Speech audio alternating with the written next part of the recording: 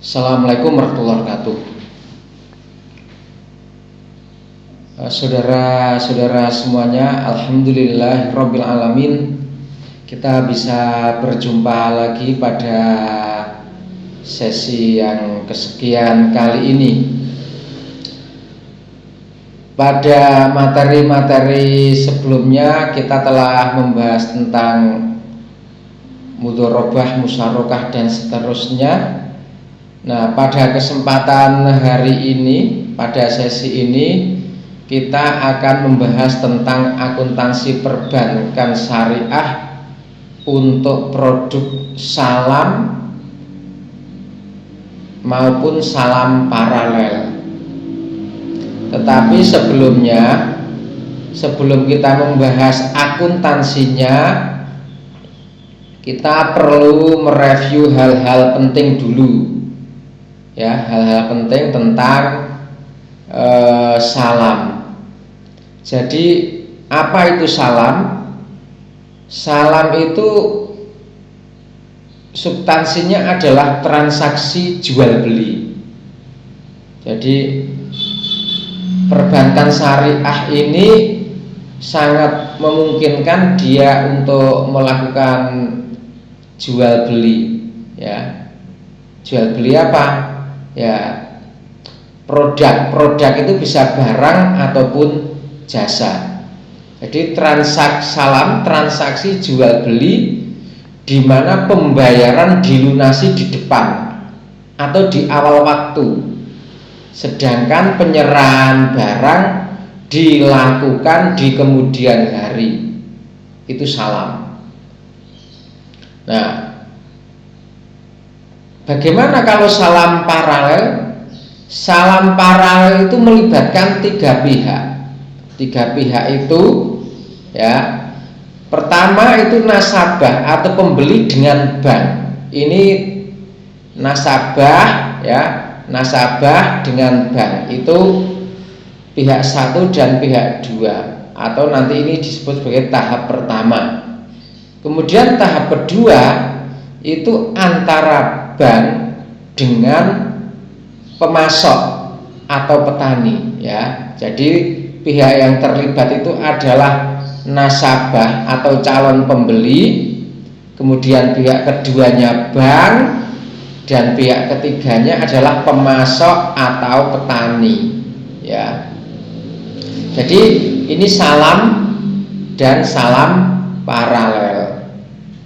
Nah, kadang kita berpikir, wah, ini salam seolah-olah hampir mirip dengan misal ijon, ya, praktik ijon. Padahal ini bank syariah dan ijon itu adalah praktik yang tidak dibenarkan dalam secara syar'i.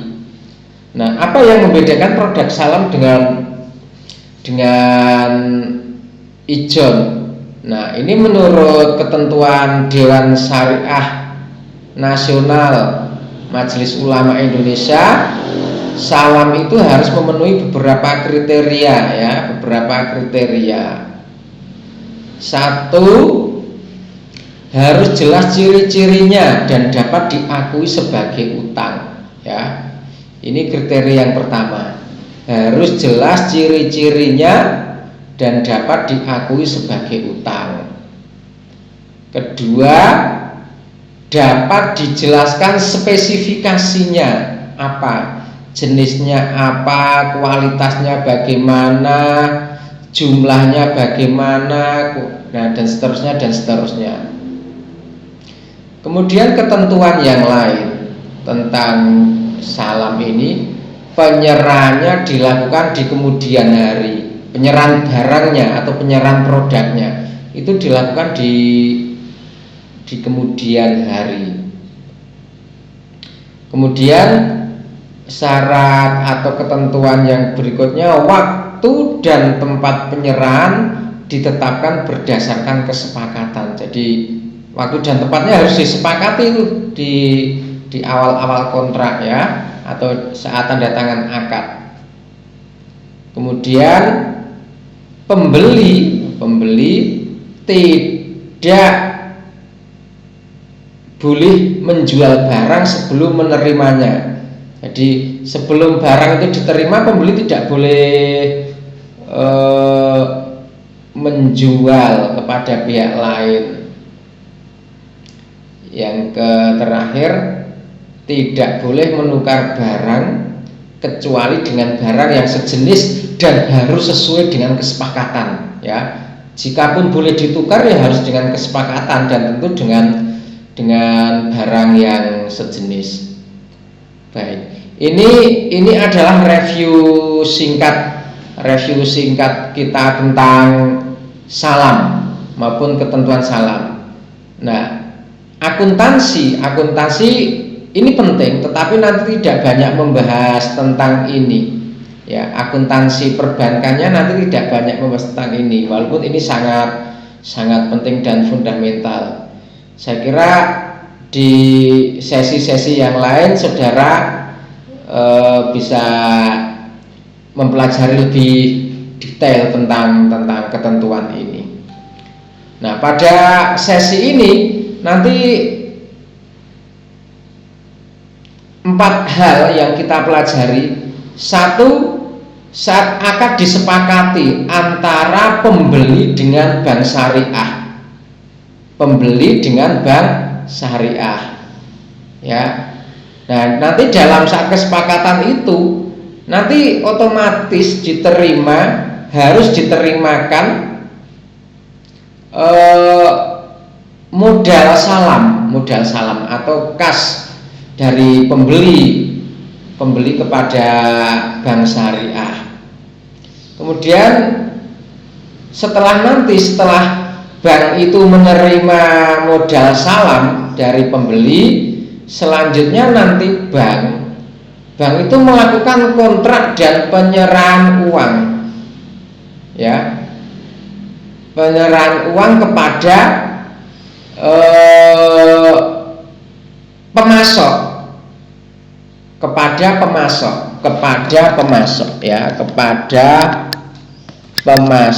atau petani. Itu tahapan kedua setelah bank menerima modal salam dari calon pembeli. Maka berikutnya bank menyerahkan modal itu kepada petani atau pemasok, ya. Baru nanti berikutnya mestinya bank menerima penyerahan barang dari petani atau pemasok sesuai tanggal atau waktu, ya, tempat dan waktu sesuai dengan akad, ya, sesuai dengan akad salam itu kesepakatannya dulu disepakati di mana. Baru nanti transaksi yang terakhir adalah penyerahan barang atau persediaan produk salam dari bank, ya, kepada nasabah atau nasabah pembeli yang pertama tadi, yaitu PT Wijoyo. Jadi kurang lebih nanti kalau digambarkan, ya, transaksi salam ini seperti yang saya sebutkan di atas tadi, ada pihak satu, ya, PT Wijoyo,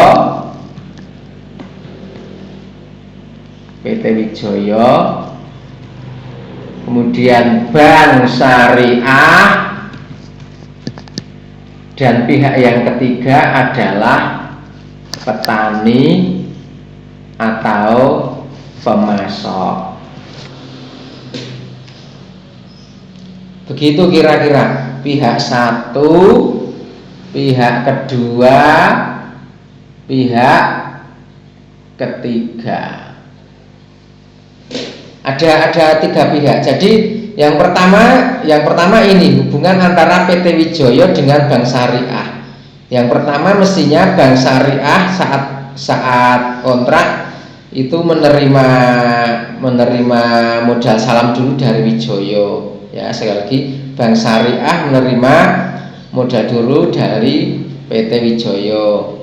Baru kemudian transaksi berikutnya bank syariah melakukan kontrak dengan petani, ya, dan bank syariah menyerahkan mengalihkan modalnya kepada petani. Oke. Baru nanti petani menyerahkan produk salamnya kepada bank dan bank menyerahkan produk salamnya kepada Wijaya. Kurang lebih seperti itu. Mungkin bisa lebih detail kita lihat ya. Gimana jurnalnya? Ini misal tanggal 1 Juni ya.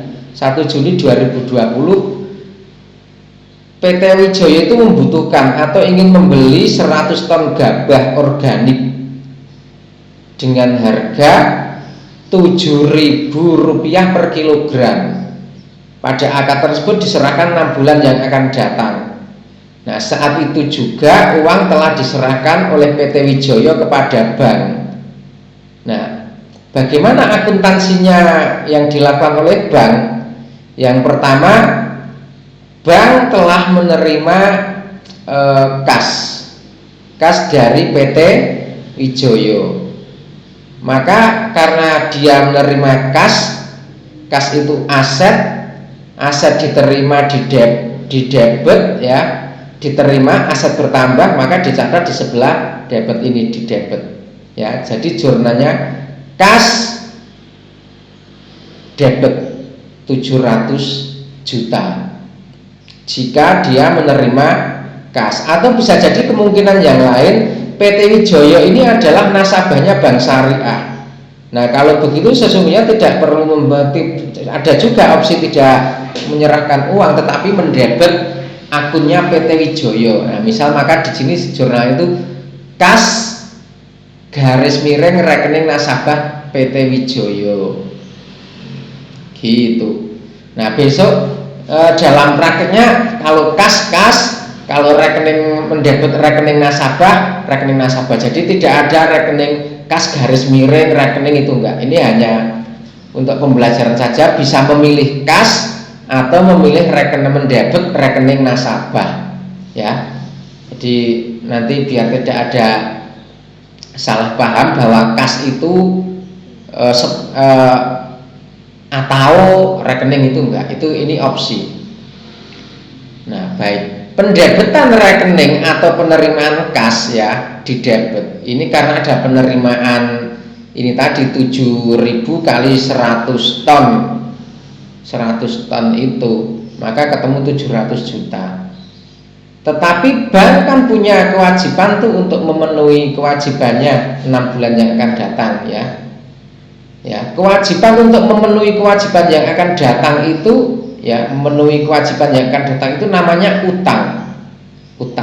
Utang bertambah dicatat di sebelah kredit. Nah, ini seperti yang nampak pada peraga yang saya buat ya. Ini mengkredit hutang dengan akun hutang salam. Jadi lengkapnya itu pada tanggal 1 Juni 2020 jurnalnya kas atau rekening nasabah PT Wijaya debit sebesar 700.000 pada utang salam sebesar 700.000 dikredit.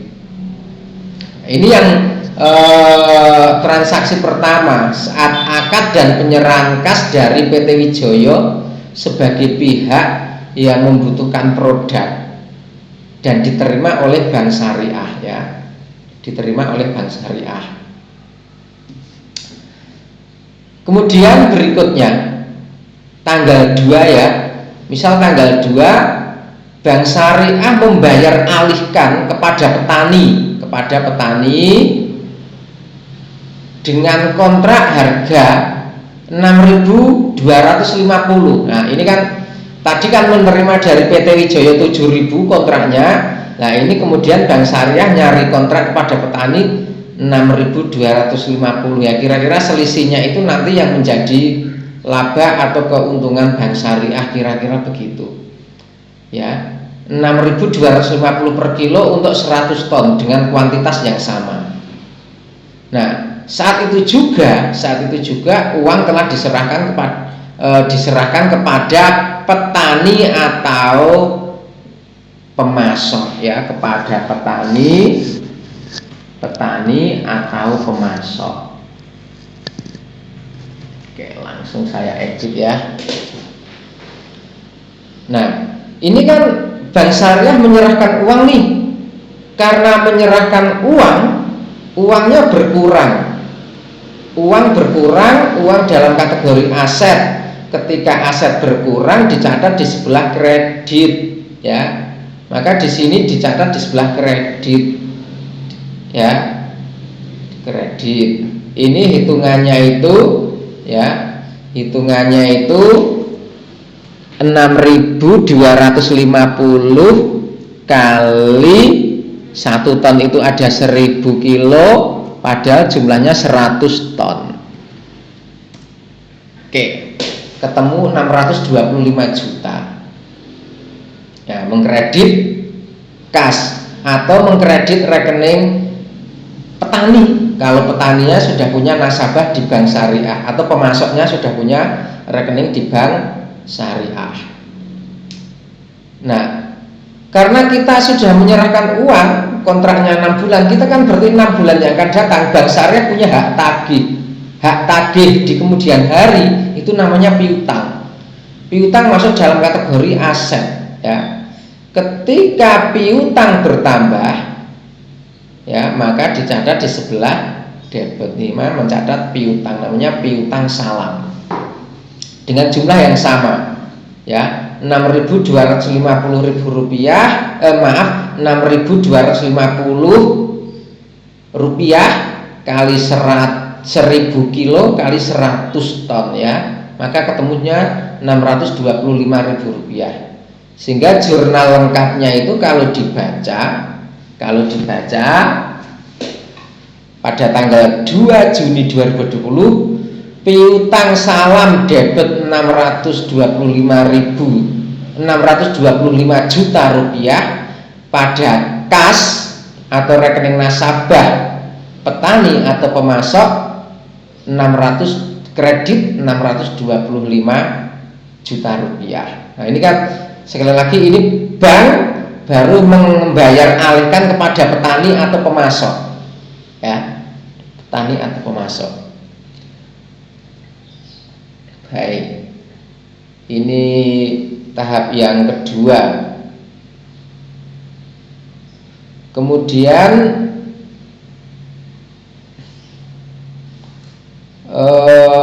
setelah berjalannya waktu sampai tanggal kontrak, mestinya nanti, ya, petani itu memiliki kewajiban untuk menyerahkan produk, dan artinya bank punya hak untuk menagih, ya, untuk menagih. Katakanlah pada tanggal 1 ini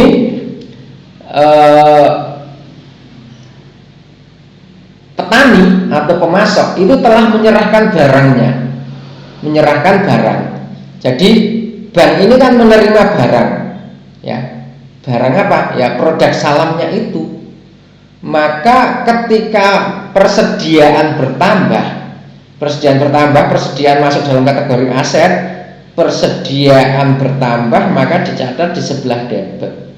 Nih, persediaan produk salam dicatat di debit karena bertambah, mendapat penyerahan dari petani atau pemasok. Nah, karena petani ini sudah menyerahkan barangnya, produknya, itu kan artinya kewajiban kepada petani sudah hilang tuh. Maka hak tagih kita itu sudah dilunasi oleh petani. Nah, dulu saat kontrak dengan petani kita punya hak tagih di debit. Nah, ketika sudah dilunasi, nanti piutang salam yang di debit ini dinetralkan karena sudah dilunasi, di kredit, ya. Nah, maka piutang salam di kredit. Nih, saat penyerahan barang dikredit sebesar 625 juta atau sebesar kontrak dengan petani.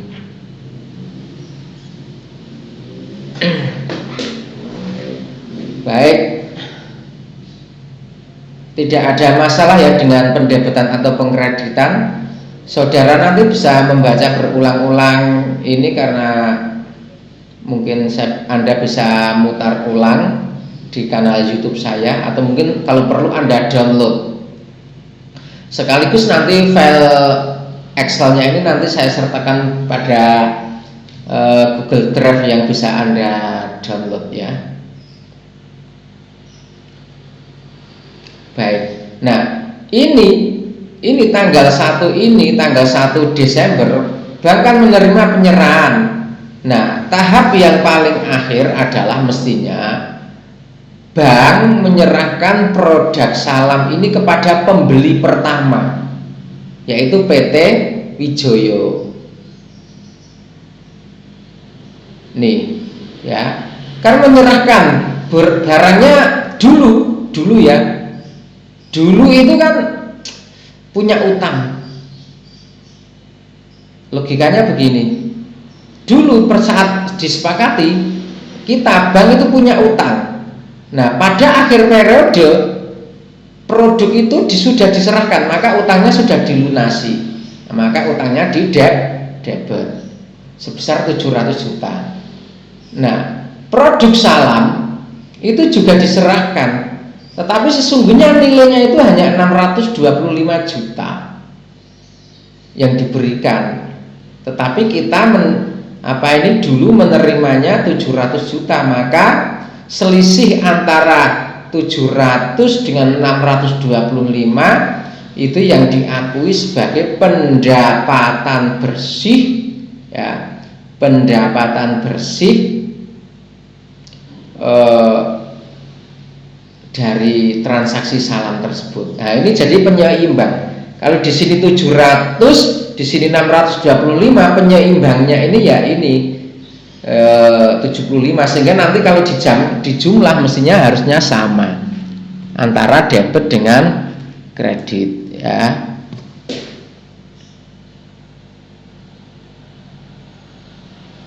Oke.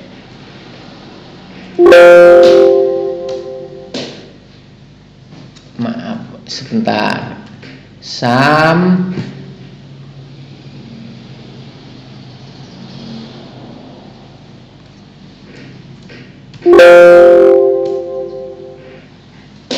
nggak keluar, saya cek dulu ya, mungkin ada rumus yang keliru. Oke.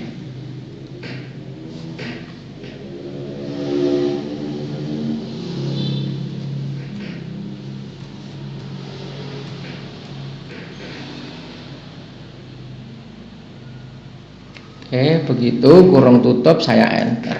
Nah, 700. Nah, jumlah kreditnya seharusnya jumlahnya juga sama, 700. Nah, ini selain sebagai penyeimbang, ini juga harus sesuai dengan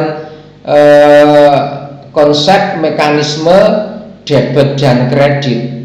Nah, ini pendapatan dari tidak ada menjadi ada, artinya pendapatannya bertambah. Nah, ini di mekanisme debit kredit pendapatan bertambah dicatat di sebelah kredit. Nah, jadi sesuai dengan mekanisme debit kredit dan tentu sebagai penyeimbang jumlah antara debit dan kredit ya. Baik.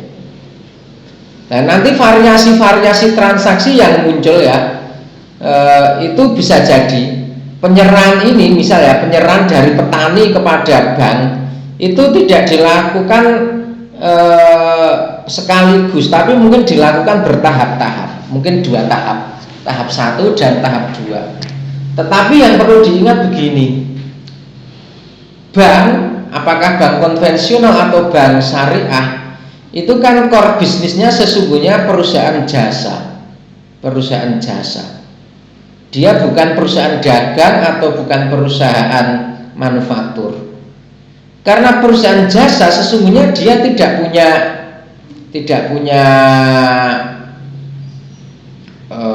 gudang atau kemampuan khusus untuk merawat barang. Nah, jadi kalau diserahkan bertahap itu pasti nanti akan ada bank itu harus mengalokasikan sumber daya untuk mengelola penyerahan barang itu. karena diserahkan bertahap. Nah, syukur-syukur kalau mungkin tahap pertama itu bank juga bisa langsung menyerahkan kepada pembeli pertama. Nah itu misal PT Wijoyo, nah itu mungkin bisa meminimalisir itu. Tetapi bagaimanapun juga itu adalah pengorbanan sumber daya ekonomi yang harus dilakukan oleh bank. Ya, kalau bisa dilakukan dalam satu tahap, tentu itu akan sangat efisien bagi bank dalam mengelola produk salam ini. Nah, sesederhana itu. Mungkin variasi-variasi yang lain ya, saudara-saudara nanti bisa membuka di buku referensi. Penyerahan modal salam itu kadang ini ya di awal itu tidak dalam bentuk kas. Bisa jadi modal salamnya dalam bentuk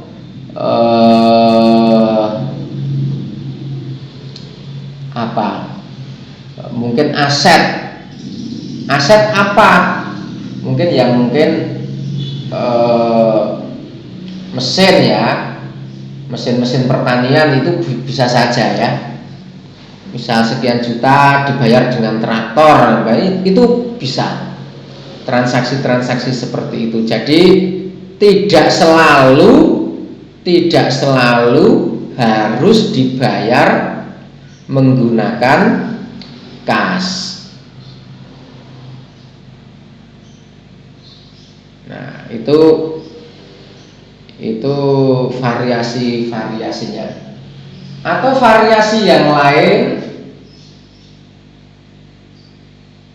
saat penerimaan atau penyerahan barang itu bisa jadi begini, dari petani itu diserahkan dulu kepada bank, baru bank menyerahkan kepada pembeli pertama dengan segala kelebihan dan kekurangannya. Tentu dengan model seperti ini, bank harus sekali lagi harus mengelola persediaan produk salam ini, dan itu artinya harus mengorbankan sumber daya ekonomi, bisa biaya, bisa tenaga, bisa waktu, atau mungkin bisa SDM ya.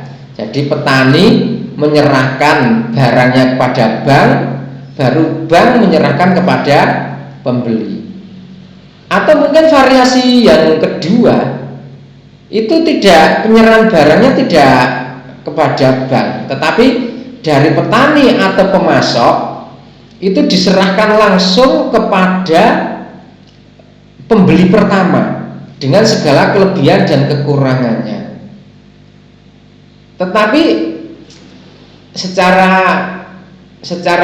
nilai strategis kalau seperti itu, nanti lama-lama pemasok biasanya nanti tidak akan menggunakan jasa bank untuk produk salamnya, karena dia tahu sumber pemasoknya itu dari mana, atau petaninya dari mana, sehingga pembeli pertama itu bisa jadi itu akan membeli langsung kepada petani atau pemasok dengan harga yang lebih murah, ya kan? Karena pembeli pertama tahu siapa produsennya, siapa pemasoknya, atau siapa petaninya. Karena hukum ekonominya itu pasti nanti pembeli itu akan mencari dengan harga yang paling efisien untuk produk yang dengan kualitas yang sama. Sekali lagi, apakah opsi alternatif barang diserahkan dulu kepada bank itu dengan segala kelebihan dan kekurangannya, atau barang diserahkan langsung petani kepada calon pembeli dengan resiko nanti kehilangan nasabah juga ya. Baik, saya kira begitu saudara-saudara. Ini saya mencoba untuk menjelaskan produk salam, akuntansi produk salam oleh Bank Syariah dengan bahasa yang paling sederhana, Karena bagi saya yang namanya kecerdasan itu adalah menjelaskan hal yang sulit dengan cara-cara yang paling sederhana. Saya kira itu yang bisa saya sampaikan untuk materi ini. Terima kasih. Jangan lupa untuk subscribe dan like ya, nanti ketika saya sudah upload di kanal YouTube saya. Cukup sekian, apabila ada kesalahan mohon dimaafkan. Semoga bisa memberi manfaat dan barokah untuk kita semua. Cukup sekian, fisabilillah haq fastabilul khairat. Assalamualaikum warahmatullahi wabarakatuh.